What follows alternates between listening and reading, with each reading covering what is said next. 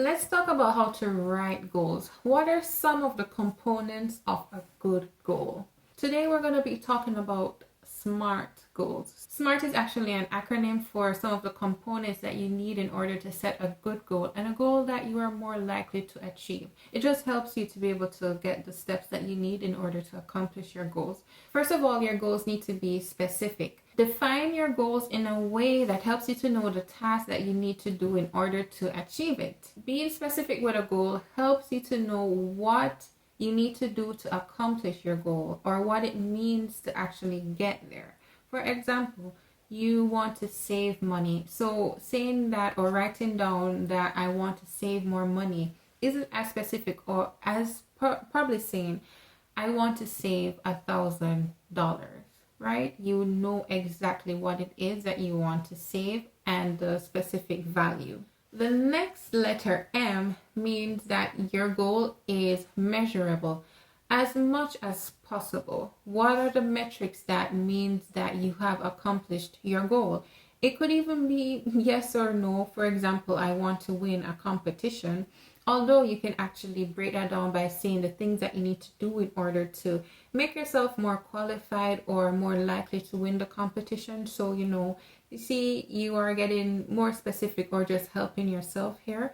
But also the goal could be that you want to win the competition. But going back to our previous example with, the $1,000, you can even make it, well, the measurement is, of course, the $1,000 that you want to save. Maybe you can say you eat more greens or you eat greens each day, so you are measuring your goal. So as much as possible, think about the metrics that you need in order to ensure that you're actually achieving your goals. Another thing, even with measurement, so of course you want to save $1,000, right?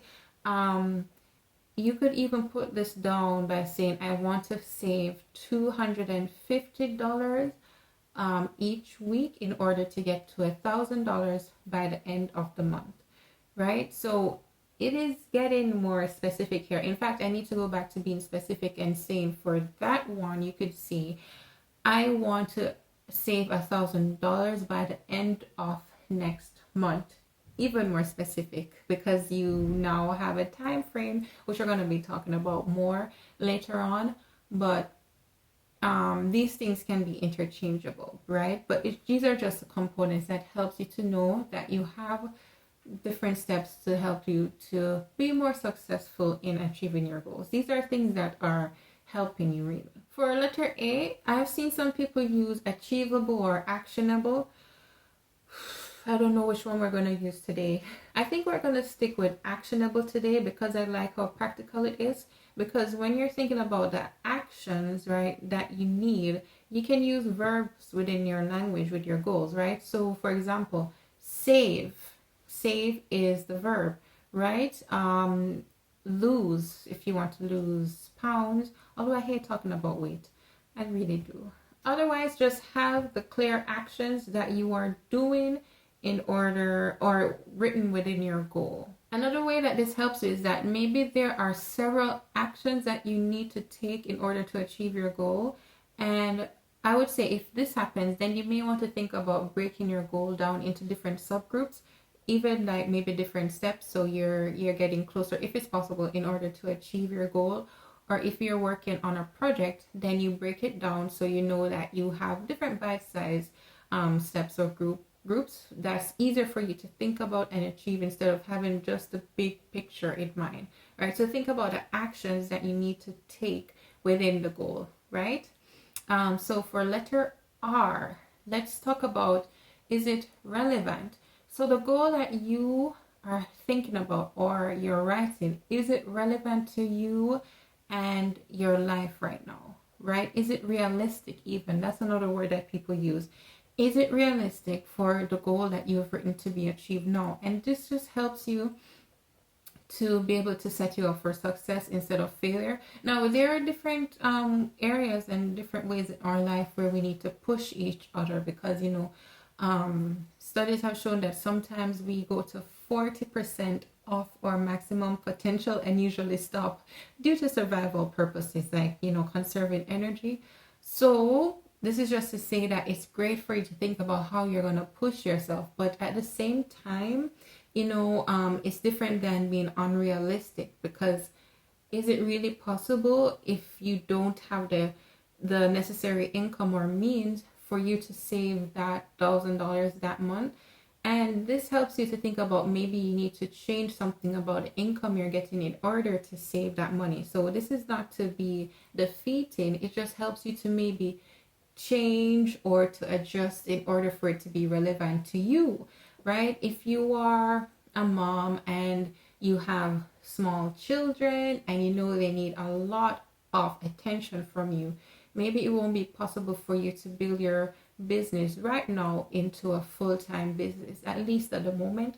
But you can think about what you can do right now, like maybe building it part-time, or something like that. So definitely be realistic, because it's helping you. If you are a dreamer or a visionary like me, I know that it's so easy for us to just think about elaborate dreams and visions, and I don't think anything is wrong with this, but it just helps us to be more practical, because it can be disappointing for us not to achieve all we want. I believe in miracles, I believe in God and miracles, but I've also learned that I need to think about what I can do while leaving the rest for God. So definitely be as realistic as possible, but push yourself where you can. Maybe like waking up at 5 a.m. that's hard, that's probably pushing yourself, but it's not unrealistic. Unless you have a job that makes you work really late at night, then it may not be as relevant to your lifestyle. So just think about yourself and what's best for you. And for T, is your goal time bound? Time helps you so much to motivate and push yourself to achieve something. So instead of saying, sometime in the future, I want to save $1,000, have a time. Have a time limit. This will motivate you. And even before, where I talked about saving $250 dollars per week, now that's actually another example of a time, because you can review and reflect. Are you actually doing this every week? And if you are, then great, you're going on track. If you're not, then you need to adjust, or maybe put more money into your savings account to ensure that by the end of the month you are getting to $1,000. So this is helping you to really review and reflect on yourself. So I've talked about this already, but I think it's great to repeat. Now, with all the things about goal setting and the great things you want to accomplish, understand that it's fine for your goals to change, especially if within the moment you realize that there's something you need to adjust. Even for me, even during this year, there were different goals that I need to change and adjust, and it's okay. Just get yourself, to the point where you're putting this into practice and have the mindset where you want to achieve these things, but they don't, like, achieving it or not doesn't affect your value as a human being and as a person, right? You are doing your best, but just from the outgo, have the mindset, this is what I want to do, but if there are some changes, it is fine. I'm so happy you've made it this far. In the next video, we're actually gonna be talking about goal setting for the next year, the different steps that you want to take to set your goals. So I look forward to seeing you soon. Have a great day.